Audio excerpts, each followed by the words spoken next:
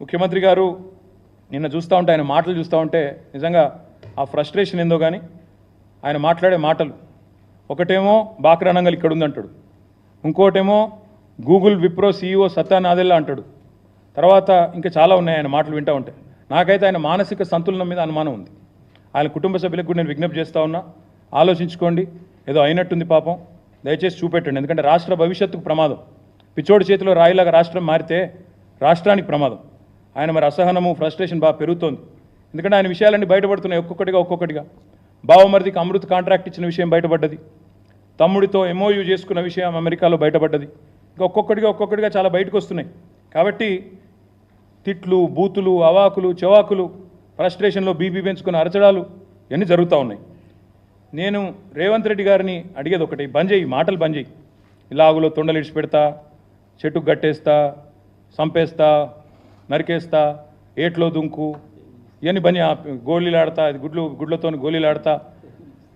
నువ్వు ఆడు కాదు, నువ్వు ఇలా ఊర్లలో పోతే సెక్యూరిటీ లేకుండా రైతులే ఫుట్బాల్ ఆడతారు. నేను పక్కా దమ్ముంటే రా, నీ కొడంగల్ కాన్స్టిట్యున్సీలోనే సెక్యూరిటీ లేకుండా, అధికార గణం లేకుండా, రక్షణ కవచాలు లేకుండా మీడియాను తీసుకొని రా. నిజంగా రుణమాఫీ అయిందా లేదా రైతులను అడుగు, వాళ్ళే చెప్తారు. ఇంకొక మాట కూడా నేను అంటా ఉన్నా, ఇంత దివాలాకోరు ముఖ్యమంత్రి, ఇంత దిగజారుడు రాజకీయం. నేను హరీష్ రావు గారు ఏమన్నాడండి? హరీష్ రావు గారు నిన్ను 15 ఆగస్టు లోపల రుణమాఫీ చెయ్యి, 6 గ్యారెంటీలు అమలు చెయ్యి, 100 రోజుల్లో చేస్తా అన్నావు, చెయ్యి, చేస్తే నేను రాజీనామా చేస్తా అన్నాడు. ఇలా 2-3 చిల్లరగాలు పోస్టర్లు పెట్టింది హరీష్ రావు గారి మీద. అయిపోయింది రుణమాఫీ, నువ్వు అర్జెంటుగా రాజీనామా చెయ్యి.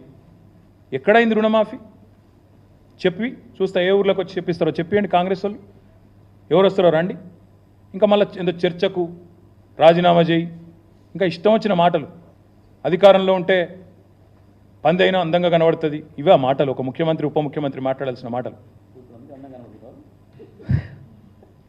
ఒక విజన్ లేదు, విధానం లేదు, డొల్ల మాటలు, కల్లిబొల్లి కబుర్లు, అహంకారంతో ఇవాళ ఇష్టం వచ్చినట్టు మాట్లాడితే ఏం జరుగుతుందండి?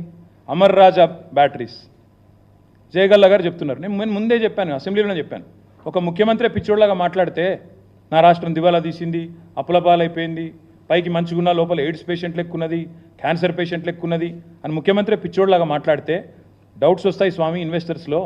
ఆయన అన్నాడు, జయగల్లా గారు ఏమన్నారు? I'm not doubting the intent, but I doubt there ability to fund or deliver on the incentives promised. అంటే ఏంది? మీ ఉద్దేశం నేను తప్పుపడతలేను, ఇస్తారా ఇయ్యరా అనుకుంటలేను, కానీ మీ దగ్గర పైసా ఉందా లేదా నాకు డౌట్ వస్తుంది. ఎందుకంటే మీరే తెల్లారలేస్తే దివాలా తీసింది, అప్పులపాలైపోయింది, క్యాన్సర్ పేషెంట్, ఎయిడ్స్ పేషెంట్ అని రాష్ట్రాన్ని తెల్లారలేస్తే ముఖ్యమంత్రి, ఉప ముఖ్యమంత్రి శాపనార్థాలు పెడితే ఇట్లే ఉంటుంది మరి. అందుకే నేను వారిని అనేది, ఈ మాటలు బంద్ చేయండి. ఈ పెడదాం అనుకున్న వీడియోలు కానీ మళ్ళీ మీకు కూడా బోర్ కొడుతుందని పెట్టలేదు. కానీ నిజంగా నాకు ఆయన మానసిక సంతులనం మీద డౌట్ ఉంది. ఎట్లా తయారైందంటే సచివాలయం కింద నిజాం నిధులు ఉన్నాయంటాడు. కేసీఆర్ గారు ప్రగతి భవన్ నుంచి సొరంగం తవ్వుకపోయింది అంటాడు. ఆడపోయినాక లంకె బిందెలు ఏది ఉన్నాయేమో వచ్చినా లేవంటాడు. తర్వాత ఇప్పుడు సడన్గా దిల్సుఖ్ నగర్లో విమానాలు దొరుకుతున్నాయి అంటాడు. బాక్రానంగల్ ప్రాజెక్ట్ తెలంగాణలో ఉందంటాడు. దావోస్కి పోతేనేమో IT is a nuclear chain reaction అంటాడు.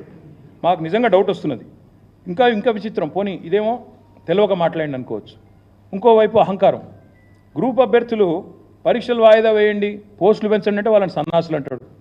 కోచింగ్ సెంటర్లు 100 కోట్ల రూపాయలు వాటి కోసం దండలాడుతున్నట్టాడు. గౌడన్నలను చెట్టెక్కిస్తాడు, కాటమయ రక్షా కవచం మీద పెట్టి చెట్లు ఎక్కించి మీ కళ్ళ నీళ్ళని కలుపుతారని అడుగుతాడు. ఎవడన్నా ముఖ్యమంత్రి చేస్తారండి అట్లా?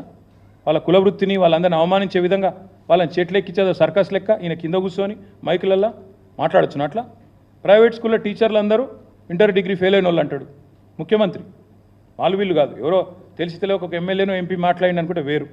ఆడికెళ్ళి వచ్చి అక్కలు ముంచుతారు, జూబ్లీ బస్ స్టాండ్ కాడ అడుక్కునే పరిస్థితి వస్తుంది అంటాడు. మళ్ళీ నిన్న బంజారాయిల్స్కి వచ్చిండు, మేము బంజారాయిల్స్ బస్ స్టాండ్ కాడ అడుక్కుంటాం. మొన్న జూబ్లీ బస్ స్టాండ్కి వెళ్ళి బంజారాయిల్స్కి వచ్చిండు. అందుకే అంటున్నా నేను, పాలననేమో చెత్తగుందని ప్రజలు చెప్తున్నారు. గురుకులాల పిల్లలకు విషాహారం, అక్కడ పిల్లలు బాధపడుతున్నారు. నగరంలో నేరాలు ఘోరాలు మీరే రాస్తున్నారు, పత్రికలు రాస్తున్నాయి. 30 రోజుల్లో 28 మర్డర్లని. అవన్నీ అటుపోయినాయి. 19 సార్లు ఎక్కే విమానం దిగే విమానం అన్నట్టు ఇవాళ కూడా ఢిల్లీలో ఉన్నాడు.